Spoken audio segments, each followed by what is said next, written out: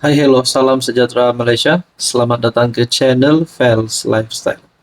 Terima kasih kerana terus setia dan terus bersama di dalam channel ini. Saudara-saudara, antara kejutan bagi seluruh Malaysia, bagi seluruh rakyat di Sabah, adalah berkaitan dengan kes rasuah. Kes rasuah yang melibatkan beberapa nama besar di dalam Kabinet Kerajaan Negeri JRS ataupun Kerajaan Negeri Sabah. Baru-baru ini dua adun didakwa atas tuduhan rasuah, dua pemimpin didakwa atas tuduhan rasuah. Tapi satu lagi kejadian ataupun satu lagi pendedahan terbaru daripada ahli perniagaan ataupun Albert Tay yang menyebut nama Ketua Menteri Sabah. Okey, baik saudara-saudara, sebelum kita teruskan kepada isu paling panas, saya kongsikan kepada anda, ini adalah produk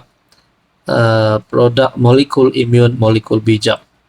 Produk ini sangat baik untuk kekuatan imun badan kita. Sekiranya anda hari ini sedang mengalami apapun jenis penyakit, melibatkan jantung, melibatkan hati, melibatkan perut, kencing manis, darah tinggi, kolesterol, gout, dan macam-macam lagi penyakit yang kita biasa dengar, bahkan penyakit yang luar biasa pun yang kita jarang dengar.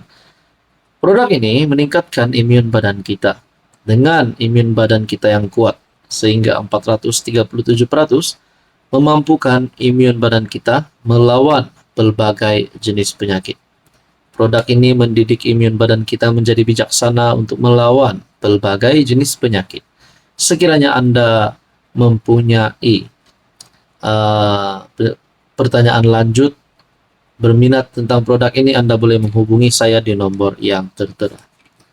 Oke, baik saudara-saudara. Pegawai HJJ lapor polis terhadap ahli perniagaan. Seorang pegawai khas kepada Ketua Menteri Sabah, Haji Jinor, membuat laporan polis terhadap ahli perniagaan kontroversi Albert Tay yang didakwa mengeluarkan kenyataan berunsur fitnah dan berniat jahat terhadap Ketua Menteri. Laporan tersebut dibuat Mazlan alias Johari Manan susulan kenyataan Tay dalam satu sidang media. Selepas dia didakwa di Mahkamah Khas Rasuah Kota Kinabalu atas pertuduhan memberi rasuah kepada dua adun. Menurut Mazlan, Tay secara terbuka mempersoalkan mengapa HJJ tidak didakwa bersama dua adun terbabit, serta mengaitkan Ketua Menteri dengan dakwaan campur tangan dalam siasatan dan pendakwaan, selain mendakwa wujud ancaman terhadap keselamatan dirinya. Dengan persoalan yang ditimbulkan oleh Albert Tay, yang secara terbuka mempersoalkan mengapa HJJ, Ketua Menteri Sabah, tidak didakwa bersama dua adun terbabit, serta mengaitkan Ketua Menteri dengan dakwaan campur tangan dalam siasatan dan dakwaan. Dengan kenyataan Albert Tay ini pasti menimbulkan pertanyaan, benarkah Ketua Menteri Sabah Haji Jinor terlibat dengan kes rasuah ini, terpalit dengan kes rasuah ini? Nah, itu menjadi pertanyaan lah. Jadi pada akhirnya saudara-saudara, kita nantikan apa keputusan yang sebenar, apa perkara, apa situasi yang benar-benar berlaku. Kalau ada yang tanya, adakah Ketua Menteri Sabah terlibat? Adakah beliau akan didakwa? Nah, itu hanya boleh dijawab dengan keputusan yang sahih selepas ini.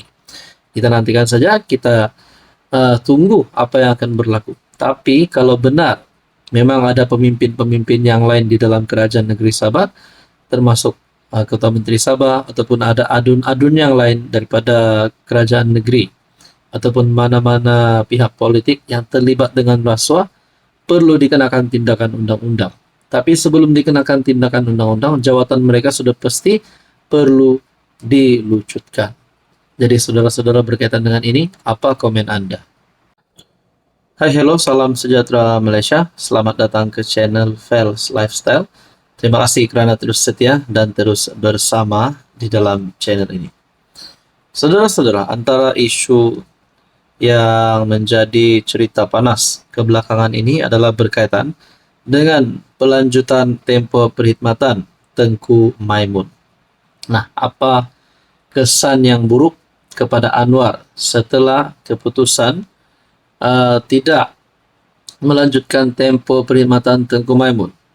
Menurut kenyataan daripada PSM pada 29 Jun, tak lanjut tempo perkhidmatan Tengku Maimun satu pengkhianatan. Manakala DAP pula dalam satu kenyataan berkata menyokong lanjutan Tengku Maimun ketika Putrajaya terus membisu. Adakah di sini terdapat salah faham di antara DAP dan Anwar? Oke, baik, sebelum kita teruskan, saya kongsikan kepada Anda satu berita baik. Ini adalah produk molekul imun, molekul bijak. Produk ini adalah untuk meningkatkan kekuatan imun badan kita, mendidik imun badan kita menjadi bijak. Bijak untuk melawan pelbagai jenis penyakit. Contohnya 3 serangkai, darah tinggi, kolesterol, kencing manis, penyakit melibatkan perut, gastrik, penyakit melibatkan hati, penyakit melibatkan jantung, penyakit melibatkan usus, dan macam-macam lagi penyakit. Dan untuk mencegah segala jenis penyakit ini ataupun untuk proses penyembuhan, produk ini boleh meningkatkan kekuatan imun badan kita. Dengan kekuatan imun badan kita, dengan imun badan yang sehat, boleh melawan pelbagai jenis penyakit. Sekiranya Anda berminat tentang produk ini, Anda boleh menghubungi saya di nomor yang tertera. Oke, baik, saudara-saudara yang saya amat hormati. Setelah DAP menyatakan mereka menyokong lanjutan Tengku Maimun ketika Putrajaya terus membisu, adakah ini boleh menjadi penyebab kepada penarikan sokongan terhadap Anwar Ibrahim daripada parti sekutu di dalam PH, yaitu DAP? DAP menyatakan sokongan terhadap lanjutan tempo perkhidmatan Ketua Hakim Negara Tengku Maimun, Tuan Mat, bertepatan dengan hari terakhir beliau sebelum bersara wajib.